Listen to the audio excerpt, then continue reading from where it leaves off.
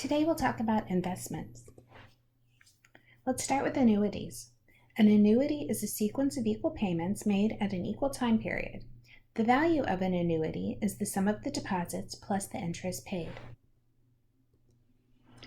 Equations for an annual annuity. The value of an annuity can be calculated by using the equation A equals P times 1 plus R to the T minus 1 over R.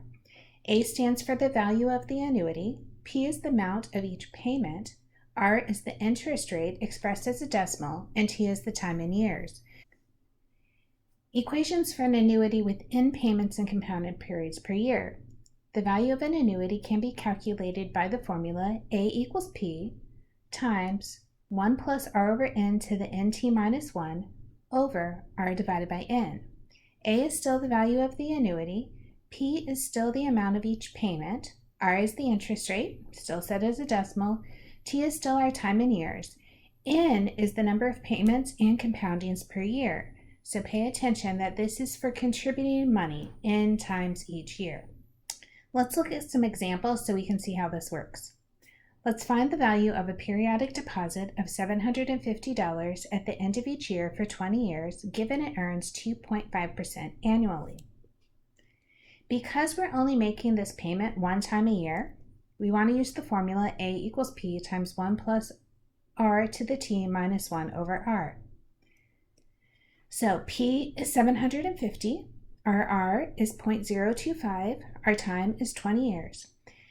When we put all of this in the calculator, it's going to be very important that you use parentheses and pay attention to order of operations. As you're watching this video, I think you should stop me. You should try this calculation and make sure you're getting the same number that I'm getting.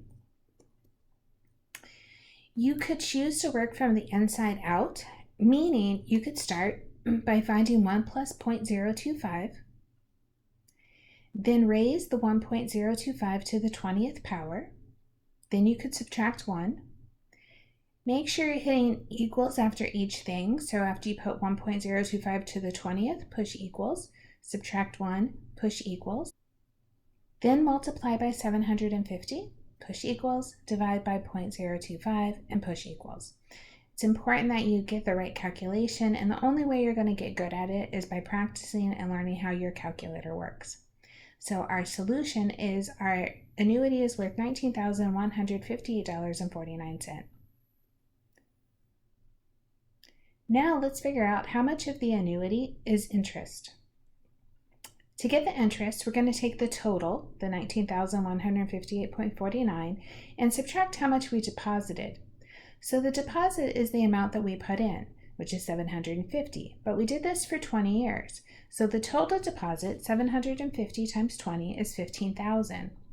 Now to find our interest, we take the $19,158.49, subtract $15,000, which tells us we earned $4,158.49 in interest. Example 2.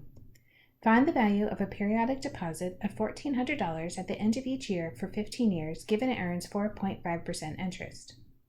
Because this payment occurs n times a year, we will use the formula A equals P times 1 plus R over N to the NT minus 1 divided by R over N.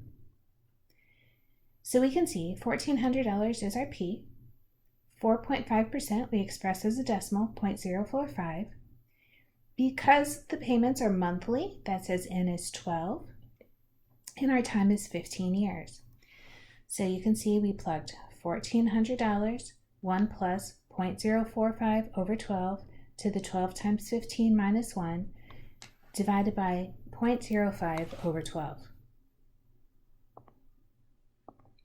You may find it helpful to put parentheses around the 0.045 over 12. And again, you could choose to work from the inside out. You might also find it helpful to figure out ahead of time that 12 times 15 is 180. That way you have less numbers to plug in. Make sure you get the same calculation I did, $358,980.54. How much of the amount is interest? Let's start by calculating the amount deposited. We deposited $1,400 at the end of each month for 15 years. We need to take $1,400 multiply by 15 years, then multiply by 12. So don't only just use the years, but also use the months this time. That says there's a total of $252,000 that was deposited in the annuity. The interest will be the total minus the deposit. Our total was $358,980.54.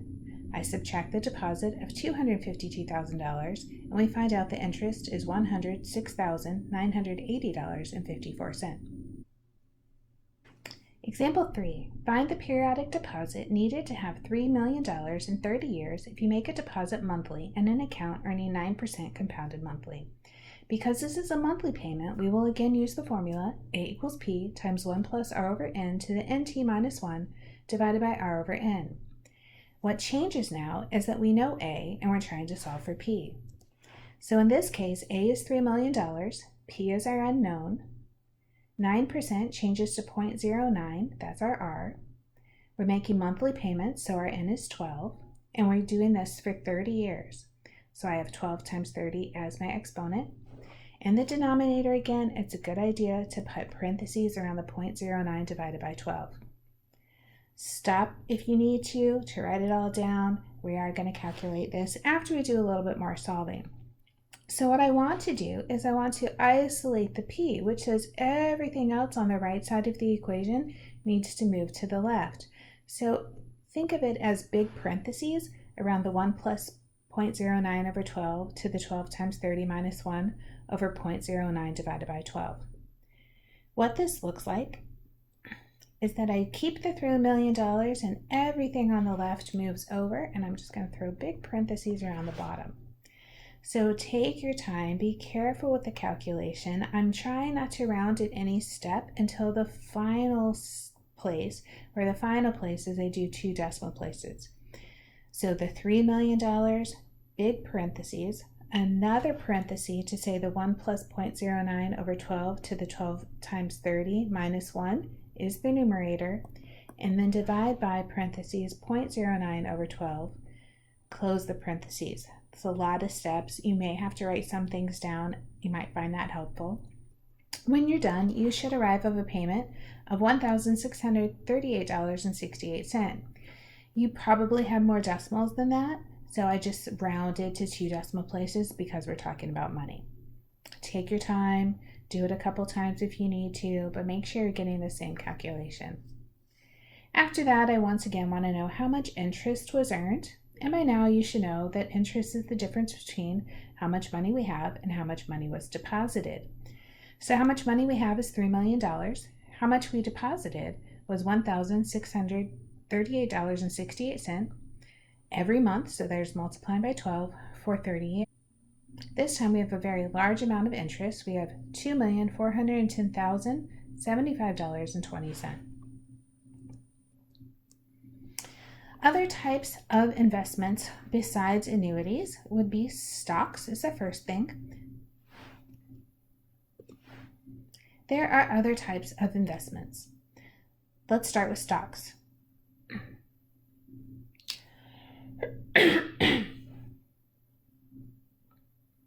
Let's quickly talk about other types of investments. For stocks, Let's quickly talk about other types of investments. For stocks, investors purchase stock, which is a share of ownership in a company.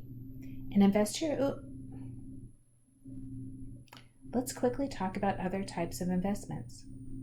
Investors purchase stock, which are Let's talk about other types of investments. Investors purchase stock, which is a share of ownership in a company. Let's look at other types of investments. Investors purchase stock, which is a share of ownership in a company. Any investor who owns some percentage of the company is called a shareholder. The amount of a company an individual owns can be calculated by looking at the number of stocks owned by the individual and dividing by the total number of stocks in the company. Buying or selling stocks is referred to as trading. Stocks are traded on the stock exchange. There are 2 ways to make money by investing in stock. One way is to sell shares for more money than you paid for them. In this case, you have capital gain on the sale of a stock. While you own the stock, the company distributes all or part of its profits to shareholders as dividends. Another type of investment is called a bond. In order to raise money and dilute the ownership of current stockholders, companies sell bonds. People who buy a bond are lending money to the company from which they buy the bond. Bonds are a commitment from a company to pay the price an investor pays for the bond at the time it was purchased, called the face value, along with interest payments at a given rate. Buying a bond does not give the investor stock in a company. Stock tables are published in daily newspapers and online services. They give the current stock prices and other information about the stock. The 52-week high refers to the highest price at which a company traded during the past 52 weeks. The 52-week low refers to the lowest price at which the company traded during the last 52 weeks. Stock refers to the company name. SYM refers to the symbol the company uses for the trading. DIV refers to the dividends paid per share to stockholders last year. YLD% stands for the percent yield. Volume 100 stands for the sales volume in hundreds. MKT cap, market cap, is the market value of a publicly traded company's outstanding shares. Let's take a look at a couple of examples of stocks that I think you'll be familiar with. So the first one is MGM Resorts International. You can see on the day that I pulled the stock, it was valued at $18.21 per share. During that day, it opened at $16.69. The high during that day was $18.30. The low that day was $16.56. The dividend yield was 0.055%. If you look at the 52-week high, it was $34.64, and the 52-week low was $5.90. Let's look at a higher stock. This is Netflix. You can see Netflix was selling for $508.07 on the day I pulled the stock. The 52-week high was $575.37, and the 52-week low is $252.28. Notice there is no dividend yield, so dividends were not paid, but you can see that you could have made money off of the stock if you had purchased at the low of $252 and sold at the high of $575. Let's look a little bigger. This is Amazon. Amazon stock on the day that I pulled the stock was $3,194.28 per stock. You can see in the 52-week low was $1,626.03, and the 52-week high was $3,344.29. So you can see that stocks vary in price, and what you're trying to do is buy at a price that is lower than what you think what will be in the future. As long as the stock goes up, you'll make money. Let's lastly just talk about a financial portfolio.